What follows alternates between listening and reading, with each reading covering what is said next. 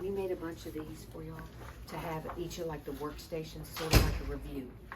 Because you don't get enough of the patients with enough frequency to feel, you know, like a little review wouldn't help real quick. So just know that they'll be at the workstations and everything. And you're welcome to take one if you'd like to read it on your own. For the PD-PICU area, we chose to focus on breast assessment because that goes with your PD assessment. Obviously the part that's going to be feeding the baby has to get addressed. So we're going to just do that real quickly. And then we're going to talk about engorgement and pumping, like triple feeding if you get a readmit for weight loss or for hyperbilling. So as far as the breasts go, you're going to have to scoot up because you have to actually feel them. And for the purposes of the camera, I'll talk that through. This would be somebody who is beginning to get engorged. There's a little bit of a bounce still in the breast, but there's still some firmness. This would be somebody who is engorged. The difference would be like the sponginess of the nose, kind of beginning to get firm, versus engorgement like the forehead. Easy way to look at it.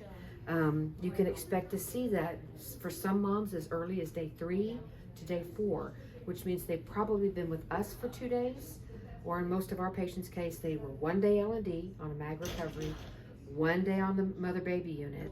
We circled the drain, and now we're being readmitted to you guys up on PD-PICU. So it's not unusual for their milk to start coming in. When we talk about engorgement, it all starts with an assessment, and that starts with, Mom, what is your feeding plan? What do you want to feed this baby? Sadly, very few of our moms are exclusive breastfeeders. Most of them, they'll tell you they want to do both things. Well, we know as nurses that isn't always terribly successful, but we can do best foot forward, and that means that the baby goes to the breast every feeding, followed by a pump session, 20 to 30 minutes. Anything we collect, we're going to feed back, and then we're going to have to supplement in whatever the doctor's order is to supplement. There is a daily supplemental amount that they should be entering in the order. They cannot just put it in their note and think that we're going to be able to read everybody's notes all day. It's got to be in an order form because that's what we're checking.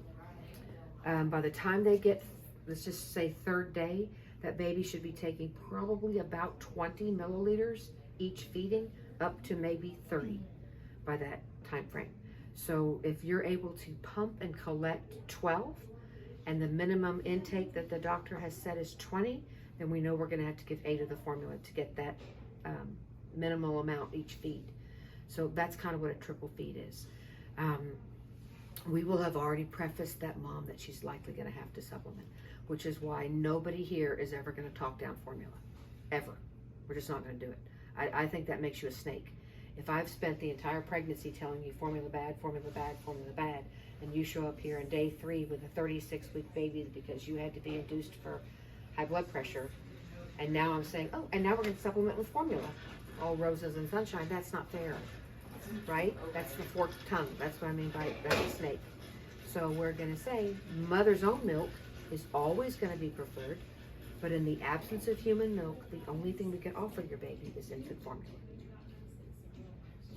No, it's not fair, honestly, to compare formula to breast milk. It's not fair. That's a cow. This is a human. It's going to come close, and they've reformulated it. They've done everything they can to it. They've added lutein and so forth, oligosaccharides. They've done what they can do. It's never going to equal human milk. It's not a fair comparison. But in the absence of human milk, we'll offer formula. Really want to stress that they have got to put an amount in the order. They can't just say, oh, just supplement. No, it's got to be a specified amount, because what we don't want to have happen is the moms start feeding 40, 50, 60 at a feeding when her breast milk supply is so low. Because if I keep pumping under 10 and you're saying I'm supposed to give 50, what's my confidence value? Next to nothing, and we're going to lose that mom. When in fact, a baby doesn't normally take a full ounce of formula till they're approaching a week of age. This is a newborn stomach. Based off an autopsy, it's roughly the size of a marble. So if we start day 1 with about 5, and as the feedings work up, we go 5 to 10 to 15. Day 2, somewhere around 20. So by 3, we're somewhere between 20 and 30.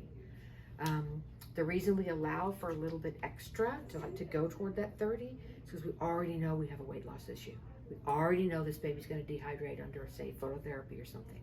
So we're going to allow for that extra amount to compensate for the workload that this baby's going through. Especially under phototherapy lights, we already know they're going to be angry. We know they're going to have a lot of insensible water loss. That's kind of the goal, right? When they're under phototherapy, get them to pee and to poop. So we got to account for that by getting a little bit extra. Pumps. We have 2 in the hospital. We have the 2 different versions of the Amida, but they work the same way. And then we have the Medela pump.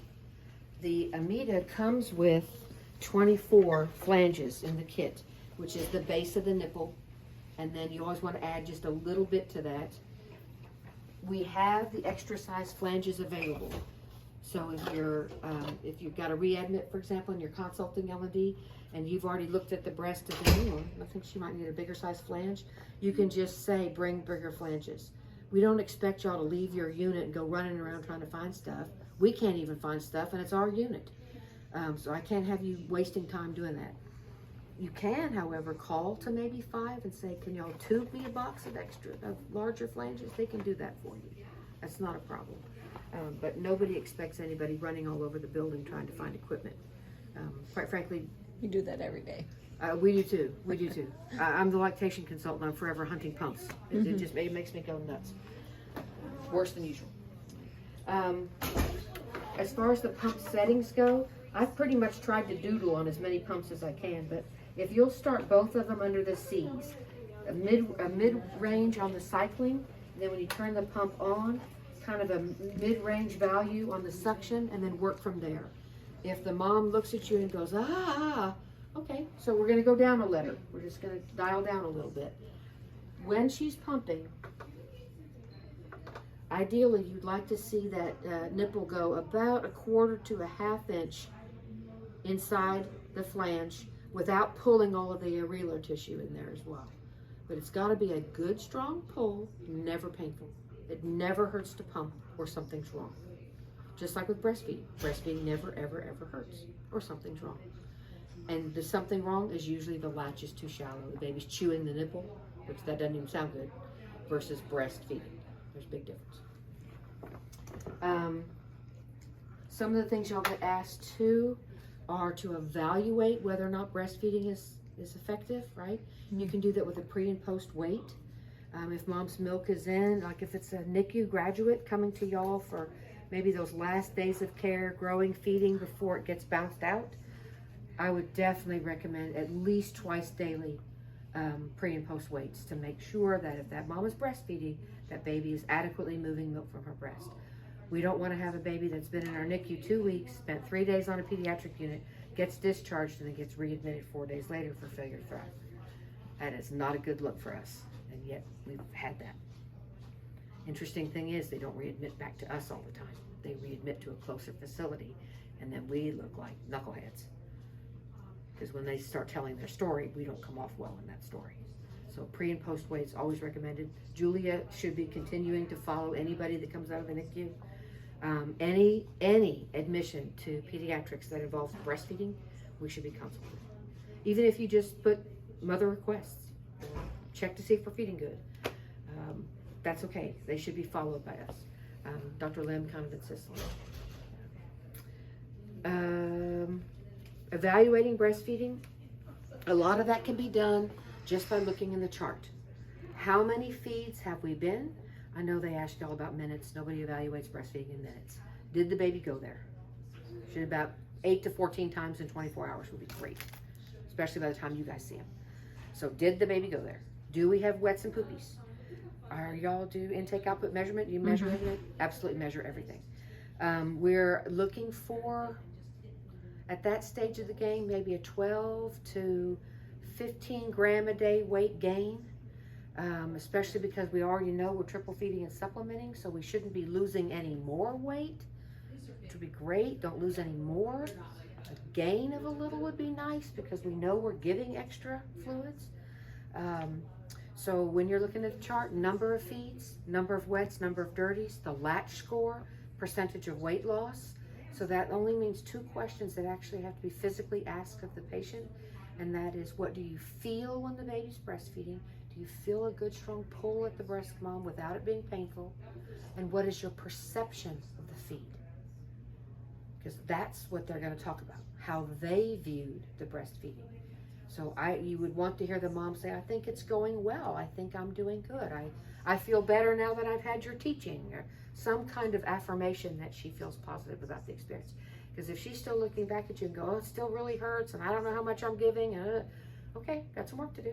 Well, Mom, let's pump, and I'll show you how much there's breast milk in there, or hand express it, or use the attachment and let her hand express it with the hand pump. This will draw blood from a turnip. So you'll get quite a bit out, and the mom can be, oh, okay, I guess I do have milk. One of the things that the staff laugh at me about is how I'll phrase things with a mom. I'll have her hand express. I don't care if one fat drop rolls out of that nipple. I will let it roll all the way down her body and make a huge production about, do you need me to get a wet washcloth? I had no idea so much would come. Let me get something to clean you up. What is she hearing? That the lactation nurse was surprised that so much milk came, she's going to have to wash my chest. Well, we both know it was one big fat drop, right? I'll be doing that. I'll be doing that in my PCT's room. She's looking at me like, "What are you doing over there?" But it's a confidence thing for the mom, which 90% of our moms have no confidence in their ability to produce milk because they didn't read ahead of time, they didn't take any classes. Certainly nobody throughout the antepartum phase has talked to them about what to expect. So it's an expectation reality kind of a thing. I think that's everything I can think of for you guys. Is there things that have come up on the unit or questions that you've had? Maybe a patient that you were challenged by in some way?